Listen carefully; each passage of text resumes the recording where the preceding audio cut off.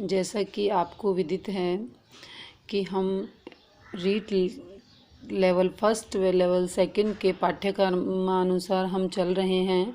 जैसा कि हमने वर्णों के बारे में पढ़ा, फिर हमारा दूसरा टॉपिक था संधि, संधि के नियम, भेद और नित्यता, संधि और संयोग में अंतर इत्यादि का विस्तार पूर्वक हमने अध्ययन किया। और उसी के साथ ही हमने दीर्घ संधि का अध्ययन किया। दीर्घ संधि में मैंने आपको बताया था कि समान वर्ण दीर्घ हो जाता है। जैसे ए और ए था तो आ हो गया था, ई और ई थी तो बड़ी ई हो गई थी, ऊ और ऊ था तो बड़ा ऊ हो गया था। ठीक है। और उसी प्रकार हमने गुण संधि को भी पढ़ा था। गुण संधि के अंतर्गत मैंने आपको बताया था कि ई और ई के स्थान पर ए आदेश होगा, ऊ और ऊ के स्थान पर ओ, अर और अल आदेश हो जाता है। री और री के स्थान पर अर और ली के स्थान पर अल आदेश हो जाता है। ठीक उसी क्रम में हम आगे बढ़ते हैं। मित्रों, यदि आपको मेरा पढ़ाया हुआ समझ में आता है तो आप मेरे चैनल को लाइक करें, सब्सक्राइब करें और अपने दोस्तों को भी शेयर करें। और अगर आपको समझ में नहीं आता, पसंद नहीं आता तो आप डिसलाइक भी कर सकते हैं, कोई प्रॉब्लम नहीं है। आगे देखते हैं मित्रों। अब हम यहाँ पे वृद्धि संधि का विस्तार पूर्वक विश्लेषण करेंगे कि जिस तरह से मैंने आपको दीर्घ संधि और गुण संधि समझाई है, ठीक उसी प्रकार से मैं आपको वृद्धि संधि समझाऊंगी। देखो, वैसे तो यदि अपन बुक्स के अकॉर्डिंग चलते हैं तो बुक्स में तो सबसे पहले अपने यण संधि समझा रखी है, लेकिन यण संधि समझेंगे तो आपको सिस्टमेटिक समझ में नहीं आएगा। जैसे कि मैंने आपको बिल्कुल अपनी वर्णमाला के अनुसार मैंने आपको समझाया है। ये देखिए, अपनी वर्णमाला के अनुसार मैंने आपको बताया था। जैसे अब देखो, दीर्घ संधि में अपने पास में ए, आ, ई, ऊ और री था, बस यहीं तक थे। लेकिन जब अपन गुण पे आए थे तो गुण संधि में हमने ए और आ तो साथ में चलेगा ही चलेगा, उसके बाद में हमने क्या लिया था, ए। इन दोनों के स्थान पर ए लिया था और इन दोनों के स्थान पर हमने औ लिया था। ठीक इसी प्रकार से हम वृद्धि संधि में आते हैं तो ए और आ के बाद में समान वर्ण हमको करना होता है। जिस प्रकार से हमने गुण वृद्धि दीर्घ संधि के अंतर्गत हमने किया था कि समान वर्ण एक जैसा होता है, ठीक उसी प्रकार से वृद्धि संधि के अंदर भी समान वर्ण वृद्धि हो जाती है। आइए मित्रों, देखते हैं हम सूत्र। वृद्धि रेची, एच परे होने पर वह अपने वर्ण का वृद्धि हो जाता है, अर्थात ए और आ से परे। ए और आ से परे यदि ए और ए हो तो वह अपने वर्ण का समान अक्षर हो जाता है। क्या हो जाता है, ए।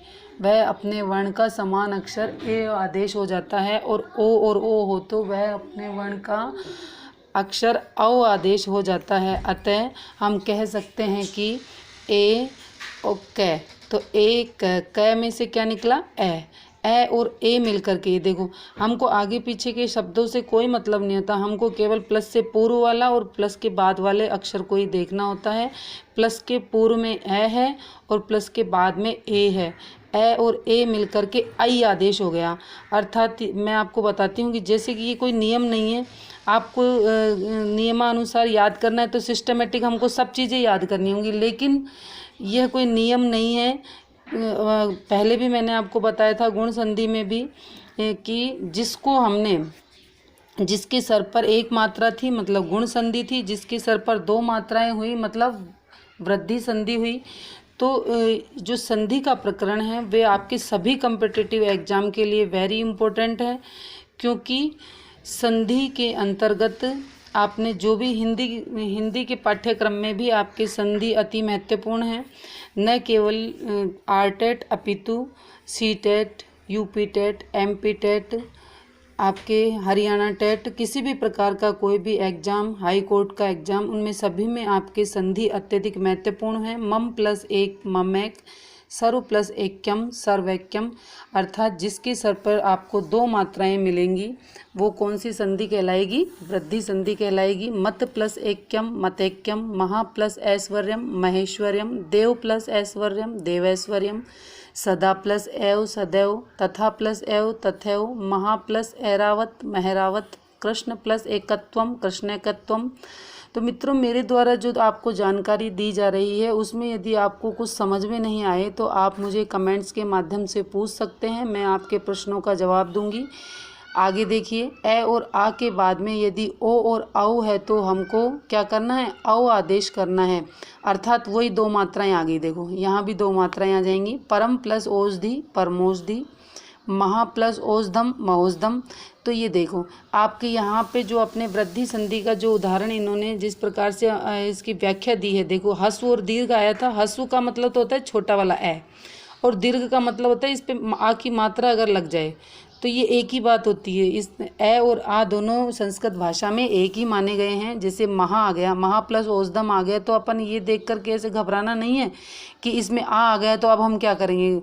ए और आ एक ही बात होती है, तो हमको तो कुल मिला के क्या करना है, उसी वर्ण का वैसा करना है, अर्थात उसका दीर्घ करना है। गंगा प्लस ओघ तो क्या करेंगे, गंगोग। कृष्ण प्लस औत्कंठ्यम कृष्णोत्कंठ्यम, महा प्लस औत्सुक्य महोत्सुक्य, तथा प्लस औत्सुक्य तथोत्सुक्य, जल प्लस औद जलोद, विद्या प्लस औत्सुक्य विद्योत्सुक्य। अर्थात वृद्धि संधि में यही आपको नियम याद रखना है। जैसा कि मैंने आपको गुण संधि के अंतर्गत बताया था कि जिसके सर पर एक मात्रा मतलब कौन सी संधि थी, गुण संधि।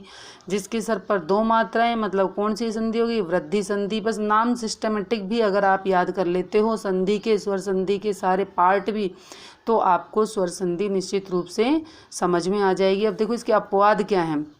अपवाद में अपन देखते हैं प्र प्लस एजते, प्र प्लस एजते। अब देखो प्र उपसर्ग है और ए क्या है इसमें, एजते क्या है, धातु है। तो ये किसका उदाहरण हो गया, पररूप संधि का उदाहरण हो गया। और क्यों हो गया पररूप संधि का उदाहरण, क्योंकि पररूप संधि की परिभाषा होती है कि उपसर्ग के बाद में यदि कोई धातु ए और ओ से प्रारंभ होती है तो वहाँ पर वृद्धि संधि न होकर के पररूप संधि आदेश हो जाती है। जैसे उप प्लस ओशिति, ये भी पररूप का उदाहरण है। अधर प्लस ओष्ठ अधरोष्ठ, ठीक है। बिंब प्लस ओष्ठ बिंबोष्ठ।